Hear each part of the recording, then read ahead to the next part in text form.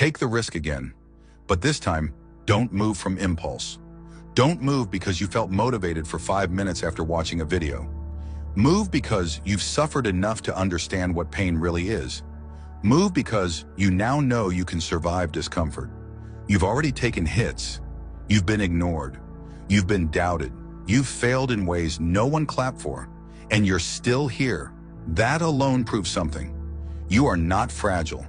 You're not starting from zero anymore.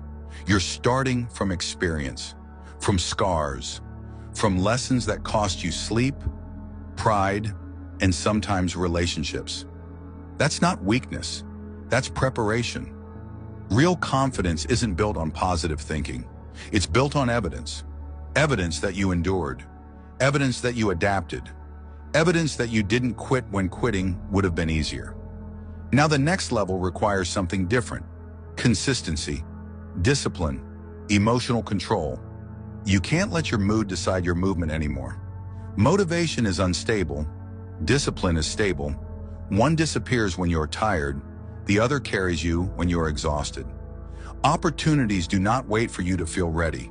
They appear, they test you, and they move on. That's the rule of the real world.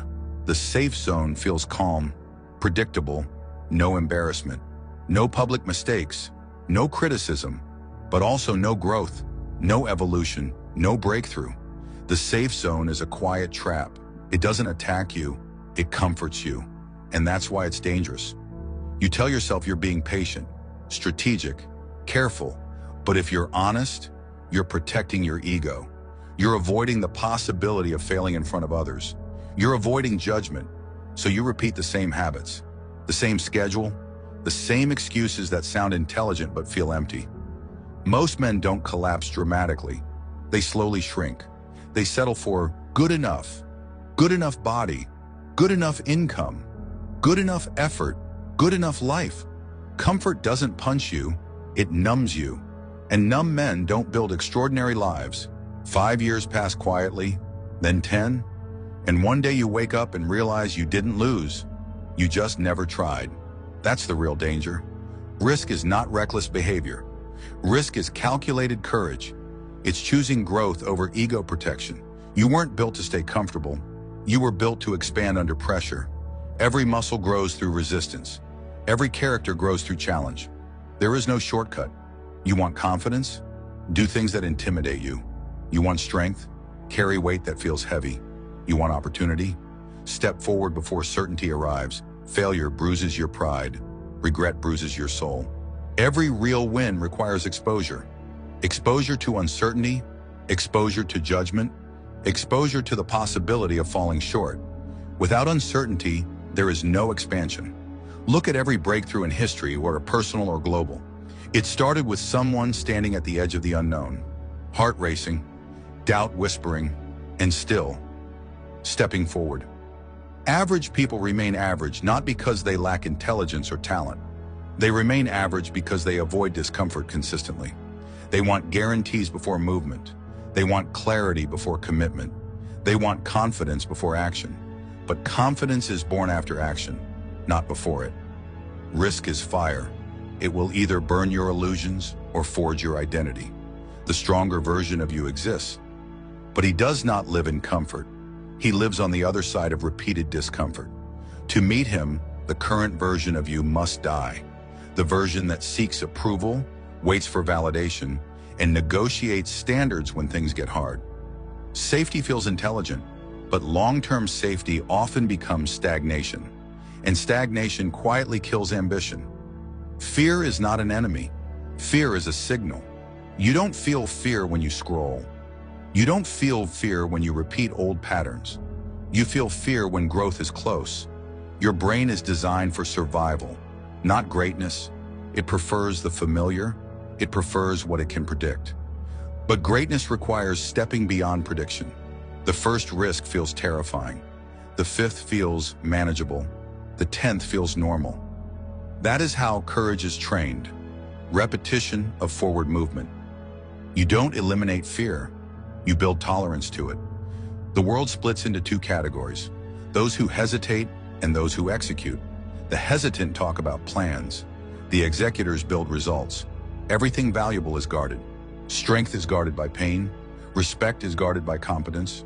Growth is guarded by uncertainty. Fear is simply the gatekeeper, and gatekeepers test you. They don't control you.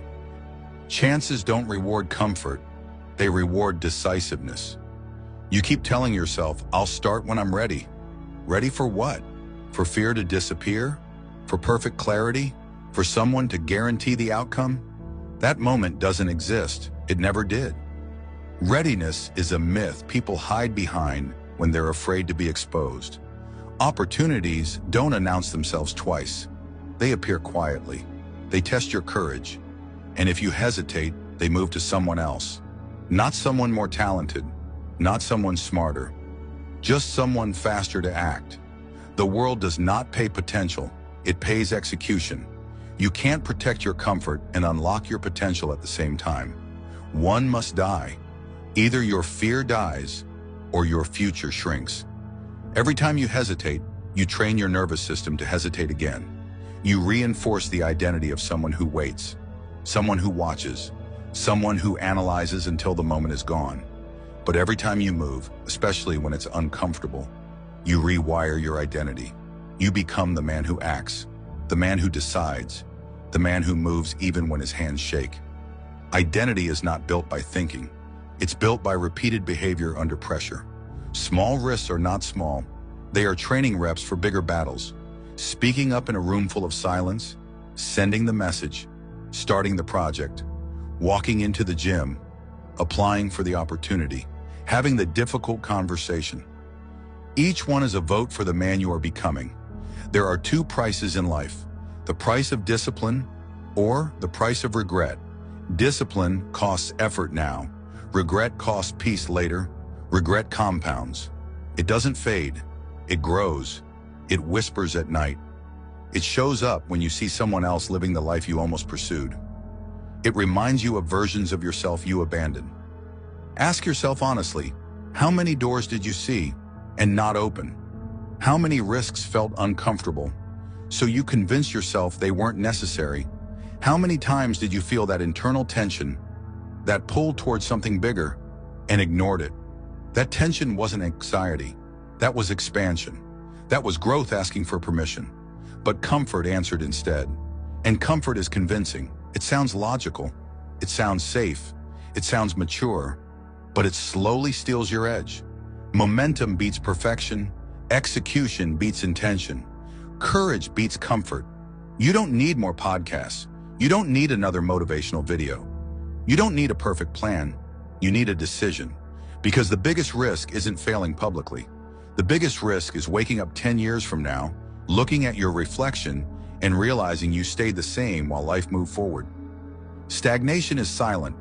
It doesn't announce itself. It disguises itself as stability. But deep down, you know the difference between peace and avoidance. Every time you choose safety over expansion, you vote for a smaller life, and small lives feel heavy. Closed mouths miss chances. Hesitation builds regret. Bold action builds identity. Repeated courage builds legacy. The question isn't whether you're capable. The question is whether you're willing to feel uncomfortable long enough to discover how capable you really are. Take the risk or accept the ceiling you're living under, because comfort has a limit, but courage doesn't. See you where comfort ends.